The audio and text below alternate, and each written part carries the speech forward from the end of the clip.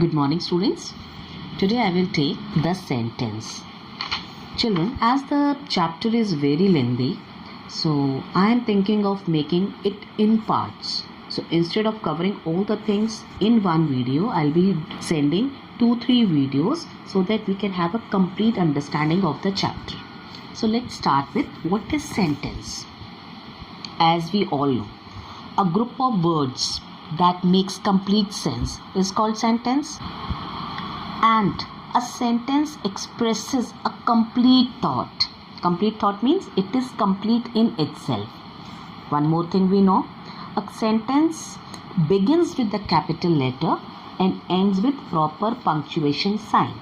Proper punctuation sign means it could be full stop, it could be question mark, or it could be any other mark like exclamation mark.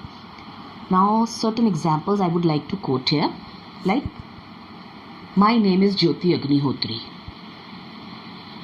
I live in Agra. What are you doing? When will you study English? Is English an interesting subject? So the examples that I have given, they all were the examples of the topic, the sentence. They were complete. They were starting with the capital and they were ending with the proper punctuation sign.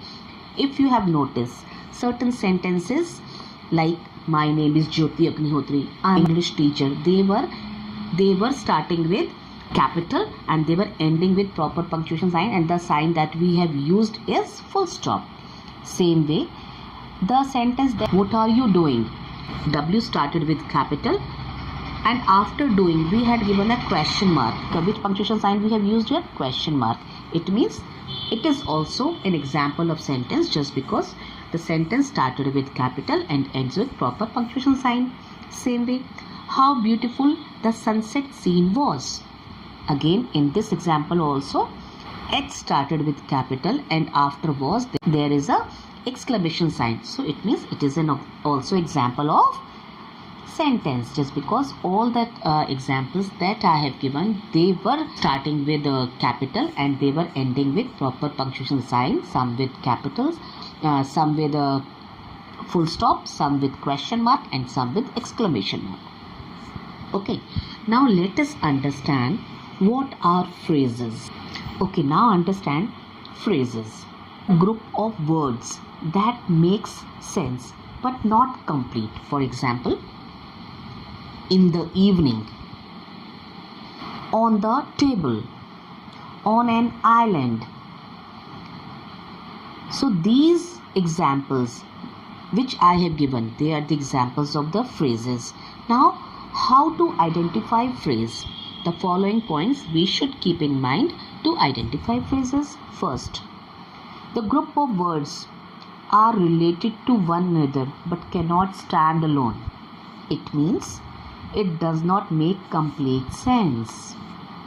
Second, a phrase will contain either a subject or a verb. It cannot contain both. Remember, this point is very important. A phrase will contain either a subject or a verb, but it cannot contain both. So these 2 points we have to keep in mind to understand the term phrase.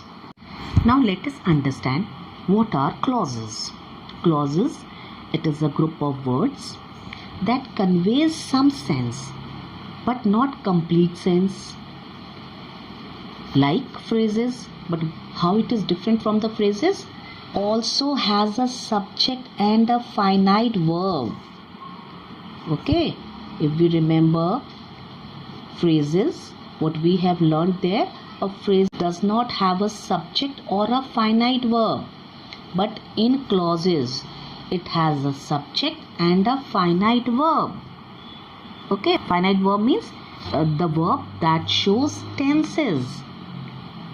Okay, the verb that shows tenses.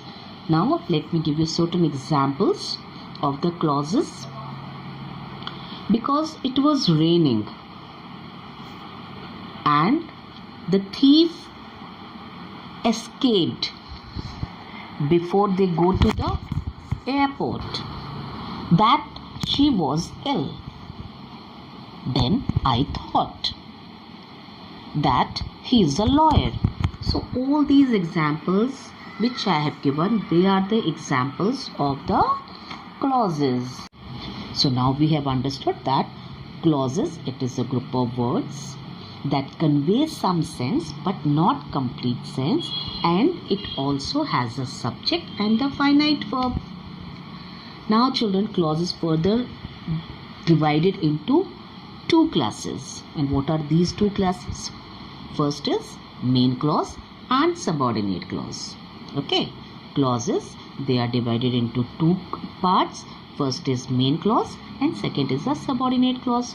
Now understand what is main clause.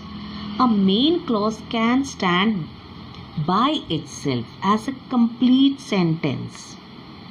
Okay, main clause can stand by itself as a complete sentences, while a subordinate clause cannot stand by itself and depends on another clause. Another clause means the main clause to complete its meaning. Okay, now I would like to give you examples so that you'll understand what is main clause and what is subordinate clause. A very small sentence I am saying so that you can memorize and you can understand the different types of clauses in it. Now, here the example. Ram said that he was tired. Again, I am repeating. Ram said that he was tired. In this sentence, Ram said, it is one clause. Subject is Ram and said is finite verb. Okay. And now the second part, which is a subordinate part, that he was tired. He is subject and was tired is the finite verb. So Ram said, it is a main clause, and that he was tired, it is a subordinate clause. This subordinate clause, that he was tired, it is depending upon the main clause to complete its meaning. And what did I say? Ram said, it is a main clause. Now one more example I would like to take. I was there when it happened. I was there when it happened. What is the main clause in it? I was there. And subordinate clause is when it happened.